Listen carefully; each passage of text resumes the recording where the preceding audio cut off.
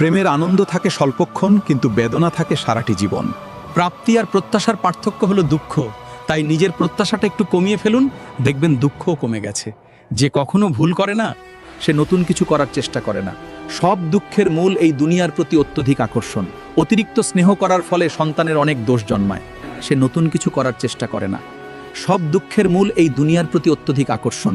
অতিরিক্ত স্নেহ করার ফলে সন্তানের অনেক দোষ জন্মায়, কিন্তু কঠোরতায় সুন্দর চরিত্র গড়ে ওঠে।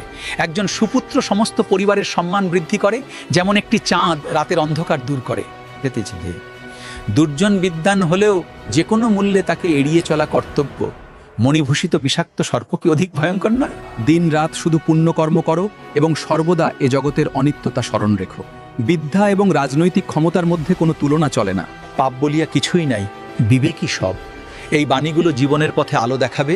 আত্মনিয়ন্ত্রণ, ধৈর্য ও জ্ঞানের চর্চা করুন। ভিডিও